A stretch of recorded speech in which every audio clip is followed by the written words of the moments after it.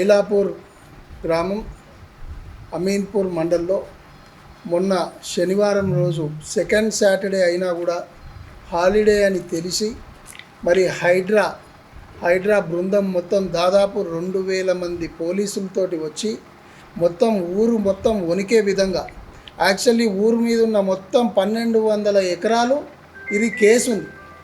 ఈ ల్యాండ్ ప్రభుత్వాందా లేకపోతే ప్రైవేట్ వాళ్ళదా అన్న విషయంలో కేసు నడుస్తున్నా కూడా జనరల్గా ఎవరు కూడా ఇన్వాల్వ్ కావద్దు, ప్రైవేట్ కానీ గవర్నమెంట్ ఆఫీసర్లు కానీ. అవన్నీ నిబంధనలు పక్కకు పెట్టి హైడ్రా వారు వచ్చి వారు ఎక్కడైతే బిల్డింగ్లు ఉన్నాయో అన్నిటినీ కూలుస్తూ, అందులో మరీ ముఖ్యంగా బీఆర్ఎస్ పార్టీ నాయకుల బిల్డింగ్లు ఎక్కడున్నాయని తెలుసుకొని, మరి ఇక్కడ ఇది బీఆర్ఎస్ పార్టీ ఆఫీస్ మాకు ఈ ఐలాపూర్ అమీన్పూర్ ప్రాంతంలో మరి చాలా కాలం నుంచి ఇక్కడ బీఆర్ఎస్ పార్టీ యాక్టివిటీస్ నడుస్తుంటాయి. దాన్ని ఇక ఎవ్వరికి అక్కడ ఉన్న మా మాణిక్యం అని చెప్పి మా బీఆర్ఎస్ పార్టీ స్థానిక సీనియర్ నాయకులు ఇది మా పట్టా ల్యాండ్ అని చెప్తున్నా కూడా మరి దాన్ని పట్టించుకోకుండా వచ్చి గూలగొట్టినందుకు బీఆర్ఎస్ పార్టీ తరఫున అందరం కూడా ఒకటే, ఇలాంటి కక్ష సాధింపు చర్యలు తీసుకోవాలి. మరి బీఆర్ఎస్ పార్టీ కావచ్చు, బీజేపీ పార్టీ కావచ్చు, ఇంకో పార్టీ వానికి ఏది ఉన్నా కూడా వారి వచ్చి ఇల్లు కూలగొడతాము. ఇప్పటికే అమీన్పూర్ ప్రాంతంలో రియల్ ఎస్టేట్ ఎంత హైక్లు ఉండేనో హైడ్రా వచ్చి నుంచి అంత డౌన్ అయింది. మరి మీరు ఇట్లాంటి పనికిమాలిన చర్యలు ఈ రాత్రి పొద్దున వచ్చి, నేను ఒక టీవీ క్లిప్పింగ్ చూస్తుండే, రెంటర్స్ వచ్చి ఈ బిల్డింగ్కి మాకు సంబంధం లేదు, మొన్న అపార్ట్మెంట్ ఒకటి కూలగొట్టారు, ఈ బిల్డింగ్కి మాకు సంబంధం లేదు, మాకు ఒక 5 గంటలు టైం ఇవ్వండి, అన్నీ కూడా మేము తీసేస్తాము, దాని తర్వాత మీరు కూలగొట్టుకోండి, మేము ఏడికి పోవాలి, మీరు రాత్రి వచ్చి కూలగొడితే అంటే కూడా అవన్నీ మాకు సంబంధం లేదని చెప్పి అవన్నిటిని కింద ఇసిరేసి మరి బిల్డింగులు కూలగొట్టిన దాఖలాలు ఉన్నాయి. మరి మీరు అబ్జర్వ్ చేస్తే మా మాణిక్యం గారు బీఆర్ఎస్ పార్టీ నాయకులు 148/A అనే సర్వే నంబర్లో మొత్తం మీద 4 ఎకరాలు ఉన్నాయి ఐలాపూర్ ప్రాంతంలో. ఇది మొత్తం కూడా పట్టా ల్యాండ్. ఈ పట్టా 4 ఎకరాల్లో మరి మా మాణిక్యం గారికి 36 గుంటలు, ఇది భూభారతిలో 36 గుంటలు పట్టా అని చెప్పి క్లియర్గా ఉన్నది. మరి హైడ్రా వారు ఆయన మనది ఎట్లా కూల్చారు కదా, మాది పట్టానే కదా అన్న ఉద్దేశంతో ఇంకో దగ్గర ఏదో ప్రజలకు ఇబ్బంది ఉంది, వారి దగ్గరకు పోయి వాళ్ళకి ఇబ్బందుల్ని మనము కాపాడదామన్న ఉద్దేశంతో మా బీఆర్ఎస్ పార్టీ సీనియర్ నాయకులు మా మాణిక్యం గారు అక్కడ పోయి ప్రజల కష్టం గురించి పోతే ఆయన ఉన్నది చూసుకొని ఆయన మళ్ళీ తిరిగి వచ్చేలోపు మరి పట్టా ల్యాండ్ సార్ అని చెప్పి మొత్తం కాగితాలు మొత్తం 1956 నుంచి మరి ఉన్న కాగితాలన్నీ కూడా తీసుకొని వచ్చి ఈ పహానీలు, ఇది పట్టా భూభారతిలో ఉన్న పహానీలు అని చెప్పి చూపిస్తున్నా కూడా నువ్వు ఓడరా మాకు చెప్పడానికి అని చెప్పేసి మరి అది హైడ్రా వారు చెప్పాలి, ఇది మరి బీఆర్ఎస్ పార్టీ నాయకులు కాబట్టి కొట్టిరా, లేకపోతే మరి ప్రజల గురించి కష్టపడి వాళ్ళ కష్టాల్లో మేము ఉంటున్నందుకు ఈ గోడ మరి ఆ మొత్తం ఆఫీస్ అంతా కూడా గూలగొట్టిపోయిరంటే దీనికి బాధ్యత ముఖ్యమంత్రి గారు వహిస్తారా లేకపోతే రంగనాథ్ గారు వహిస్తారా అని చెప్పి మేము అడుగుతున్నాం. మరి ఇదే సర్వే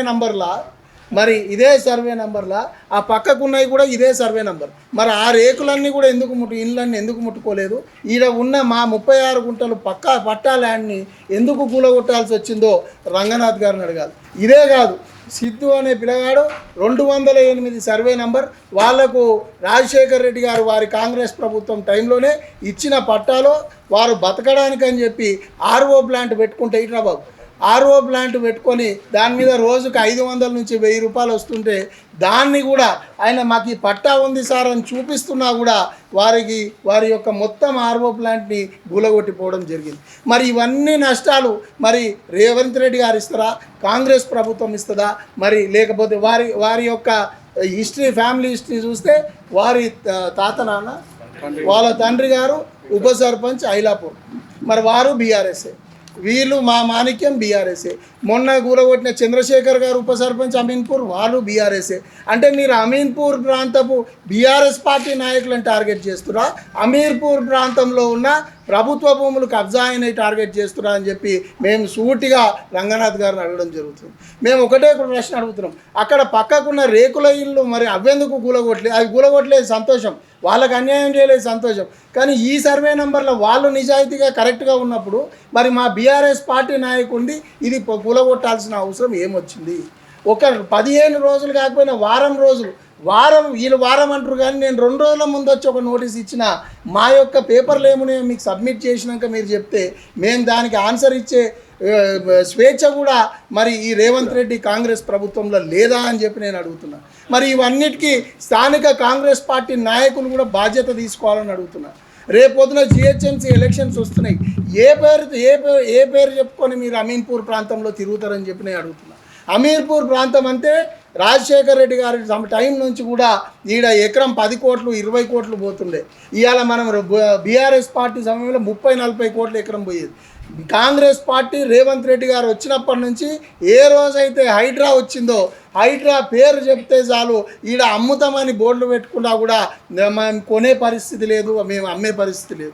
మొత్తం ఐలాపూర్లో అయితే ఒక్క ట్రాన్సాక్షన్ కాదు. అమీన్పూర్ బిల్డర్లందరూ కూడా మేము కట్టిన ఇల్లు అమ్ముడే పోతలేవన్నా ఎప్పుడు హైడ్రా వస్తుందో అని చెప్పి భయపడి ఇక్కడ దిక్కే అసలు కొనేవాడు వస్తలేదు అంటారు. మరి మీరు ఇట్లాంటి చర్యలు చేపడితే రేపు పొద్దున రియల్ ఎస్టేట్ పడిపోతుంది. రియల్ ఎస్టేట్కి అనుబంధ సంస్థలు అన్నీ కూడా మరి అమీన్పూర్ జనరల్గా ఇంత డెవలప్ కావడానికి కారణం కూడా రియల్ ఎస్టేటు. మరి మీరు ఇలాంటి ప్రవర్తన బంద్ చేసుకోవాలి. మరి బీఆర్ఎస్ పార్టీ నాయకులను టార్గెట్ చేయడం బంద్ చేసుకోవాలి. అమాయకపు ప్రజలు ఇల్లు కూలగొట్టడం మానేసుకోవాలి. ఏ పని చేసినా మినిమం ఒక 15 రోజులు నిబంధనల ప్రకారం నోటీస్ ఇవ్వాలి. అది చేయకపోయినా ఒక వారం రోజుల ముందైనా మీరు వచ్చి మాకు చెప్పండి. మళ్ళీ మేము కోర్టు చుట్టూ పోయి వాళ్ళ దగ్గర నుంచి స్టే తెచ్చుకునే పరిస్థితి రాకుండా నిజంగా నిజాయితీగా హైడ్రా పనిచేస్తే మీరు నిబంధనలు ఫాలో అయ్యి మీరు కనుక ప్రభుత్వ భూమిని కాపాడేది ఉంటే కాపాడండి తప్ప ఇలా మీ ఎజెండా ఒకటి, రేవంత్ రెడ్డి గారి ఎజెండా ఒకటి, ప్రభుత్వ ఎజెండా ఒకటి, మరి బీఆర్ఎస్ పార్టీని టార్గెట్ చేసి పార్టీ నాయకులని మరి అదే రకంగా అమాయకపు ప్రజల్ని మేము టార్గెట్ చేస్తే మాత్రం బీఆర్ఎస్ పార్టీ పటాన్ చెరు బీఆర్ఎస్ పార్టీ చూస్తూ ఊరుకోదని చెప్పి తెలియజేసుకుంటూ ఒక్కటి గుర్తుంచుకోండి, రేపు పొద్దున జిహెచ్ఎంసీ ఎలక్షన్స్ వస్తున్నాయి. మీరు ఇదే ప్రవర్తన కనుక అయితే మిమ్మల్ని గల్లీలకు కూడా ప్రజలు గల్లా పట్టుకొని కొట్టే రోజు వస్తుంది. ఈ ప్రవర్తన అంతా కూడా మానుకోండి. మరి రేవంత్ రెడ్డి గారికి కూడా ఒకటే చెప్తున్నాము, మీరు మంచి పనులు చేసి పేరు తెచ్చుకోండి కానీ ఎప్పుడు కూడా కన్స్ట్రక్టివ్ వేలో ఉండాలి ప్రభుత్వాన్ని, కానీ డిస్ట్రక్టివ్ వేలో పోతే ప్రభుత్వం డిస్ట్రక్షనే అవుతుంది తప్ప రేపు పొద్దున ఏ రకమైన మంచి జరగదని చెప్పి తెలియజేసుకుంటూ మరొకసారి ఇవాళ మాణిక్యంకి అయింది, రేపు రాజుకు కావచ్చు, రేపు ఎల్లయ్యకు కావచ్చు, పుల్లయ్యకు కావచ్చు. ప్రజలందరూ కూడా మీరు ఒక్కసారి గుర్తుపెట్టుకోండి. ఇట్లాంటి అన్నిటి మీద మనం కనుక జాగ్రత్తగా ఉండి ఎప్పటికప్పుడు నిలదీయకపోతే మరి ఇవాళ ఒకరిల్లు రేపు పొద్దున మీ ఇల్లు కూడా కావచ్చు. కాబట్టి మనందరం ఏకదాటిగా ఉందాం. మేము ఇప్పుడు మాణిక్యం గారికి జరిగింది కూడా మరి అదే రకంగా సిద్ధుకు జరిగింది కూడా మేము మా బీఆర్ఎస్ పార్టీ తరఫున కోర్టులు వేస్తున్నాం. మరి డిఫర్మేషన్ కేసు కింద మరి మేము తప్పకుండా మరి రంగనాథ్ గారి మీద అదే రకంగా హైడ్రా మీద కేసు వేసి మరి ఇది ఏ రకంగా కూలగొట్టిరు, భూభారతి అనే సైట్లో ఏదైతే మరి పట్టా అని ల్యాండ్ ఉందో దానికి వాల్యూ లేదా, మరి మాణిక్యం గారికి జరిగిన నష్టము మరి ఎవరు పూరుస్తారని చెప్పి తప్పకుండా రేపొద్దున హైకోర్టులో కేసు వేయడం జరుగుతుందని చెప్పి తెలియజేసుకుంటూ మరి హరీష్ రావు గారు వీడికి ఒక్కసారి వచ్చి ఒక కాలు పెట్టి పోయిన పాపానికి మరి ఈ మొత్తం భూమి మొత్తం ఈ ఆఫీస్ మొత్తం గూలగొట్టిర్రు అని చెప్పి మరి ప్రజలందరూ కూడా అనుకుంటున్నారంటే మరి బీఆర్ఎస్ పార్టీని టార్గెట్ చేస్తున్నారు అని చెప్పి ప్రజలందరూ కూడా మీరు డైరెక్ట్ మెసేజ్ ఇస్తారు. కాబట్టి బీఆర్ఎస్ పార్టీని టార్గెట్ చేస్తే ఊరుకునే పరిస్థితే లేదు. అమాయకు ప్రజల్ని కూడా హైడ్రా పేరున భయభ్రాంతాలు చేస్తే మాత్రం ప్రజలకు ఇబ్బంది పెడితే మాత్రం బీఆర్ఎస్ పార్టీ తరఫున పటాన్ చెరువు కాన్స్టిట్యున్సీ బీఆర్ఎస్ పార్టీ తరఫున తీవ్రంగా మేము ఖండిస్తూ మరి ప్రతిఘటిస్తామని చెప్పి తెలియజేసుకుంటాం.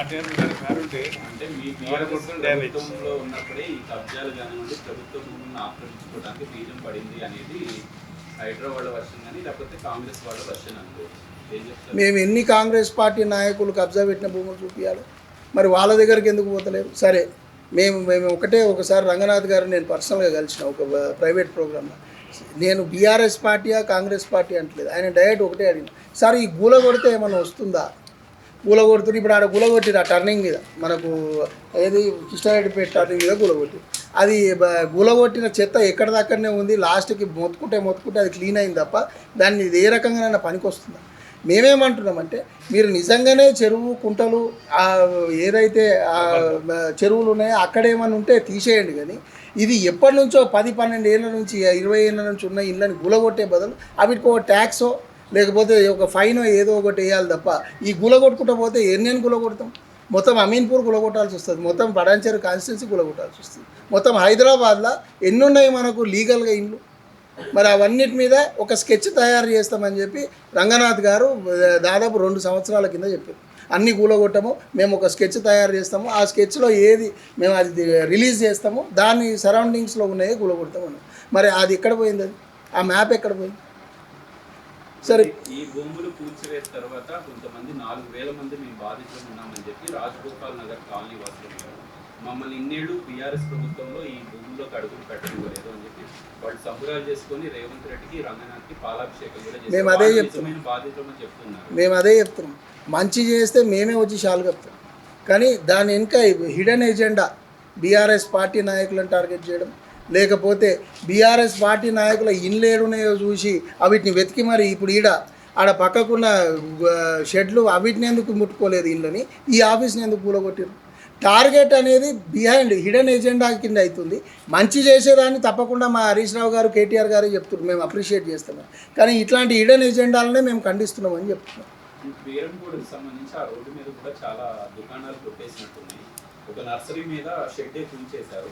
వాళ్ళకు కూడా మీ బీఆర్ఎస్ పార్టీ నాయకులు మద్దతు ఏమైనా ఉంటుందా? మీ పార్టీ డెఫినెట్లీ ఉంటుంది. ప్రతి ఒక్క బాధితునికి మేము బీఆర్ఎస్ పార్టీ తరఫున మా దగ్గరికి ఎవరు వచ్చినా కూడా మేము ఇప్పటికే చాలా మీరు 2-3 నెలల కింద అనుకుంటా కేటీఆర్ గారు, హరీష్ రావు గారు ఎక్కడెక్కడైతే వీళ్ళు ఇల్లు గులగొట్టిరో అక్కడికి పోయి వారికి ధైర్యం చెప్పి వారికి నిత్యావసర వస్తువులు ఇచ్చి వారి పేరు మీద కొట్లాడుతున్నది ఇవాళ హైకోర్టులో ఎవరు అంటే బీఆర్ఎస్ పార్టీ కొట్లాడుతారు. మా దగ్గరికి ఎవరు వచ్చినా కూడా మేము అండగా నిలబడతామని చెప్పి తెలియజేసుకుంటాం బీఆర్ఎస్ పార్టీ.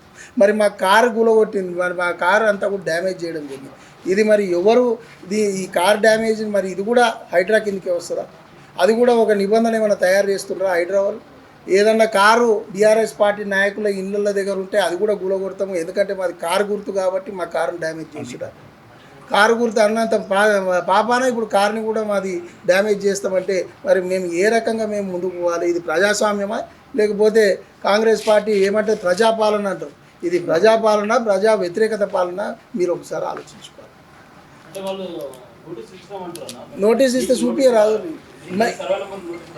మాకు రాలేదు నోటీస్ వచ్చిందా? ఈ సర్వే నెంబర్ మేము అనేది ఏంటంటే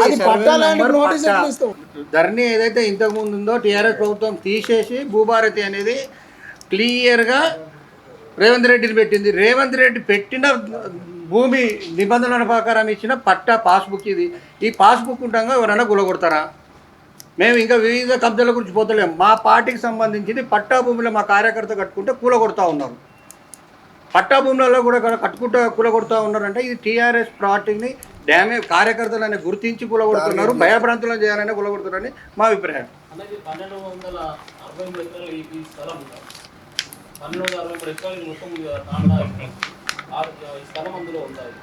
లేదు, లేకపోతే దానికి దీనికి సంబంధం లేదు. ఆ సర్వే నెంబర్ వేరే, ఇది పట్టా సర్వే నెంబర్ వేరే. అదే కదా ఇప్పుడు మాణిక్యం చెప్పేది కూడా అదే. నిజంగానే మాది ఉంటే తీసేయండి, మీరు తీసేయండి. మాకు ఒక 2 రోజులు టైం ఇచ్చి మీ దగ్గర ఉన్న కాగితాలు మీరు తీసుకురండి, మా దగ్గర ఉన్న కాగితాలు మేము సబ్మిట్ చేస్తాము. మీకు కరెక్ట్గా ఇది నిజంగానే ప్రభుత్వ భూమి అంటే తీసేసుకోండి. కానీ మీరు ఇట్లా గులగొట్టద్దని అన్నా కూడా మరి బీఆర్ఎస్ పార్టీ మనిషి ఈయన చేసిన తప్పేందంటే ఆయన బర్త్డే మొన్ననే అయితే అన్ని ఫ్లెక్సులు పెట్టుకుంది బయట. అంటే 1 నుంచి 220 సర్వే నెంబర్ వరకు ఆల్రెడీ హైకోర్టులో కేసు నడుస్తుంది. ఈ సర్వే నెంబర్ అందులో ఉందా? అవునే, కేసు నడుస్తుంటే వచ్చి గులగొట్టే హక్కు వాళ్ళకేముంది? కేసు నడుస్తుంటే ప్రభుత్వం, కేసు అంటే ఏంది?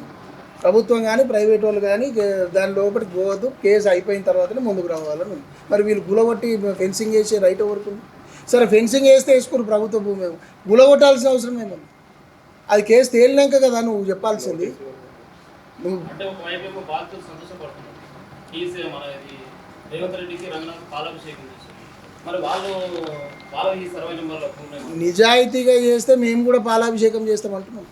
ఇట్లా టార్గెట్ చేస్తే మేము కూడా పాలాభిషేకం కాదు. అదే అన్న, ఇప్పుడు మీకు అది ఇంతకుముందు చెప్పిన ఐలాపూర్ ల్యాండ్లో పట్టా ల్యాండ్లో ఉన్న పట్టా మాది. కుమరయ్య గారు మా ముత్తాత, మా తాత నుంచి వచ్చిన ప్రాపర్టీ మాది. నేను గవర్నమెంట్ ల్యాండ్ ఇంకే ల్యాండ్ ఉంటే అది చేసుకోవాలి, వేరే విషయము.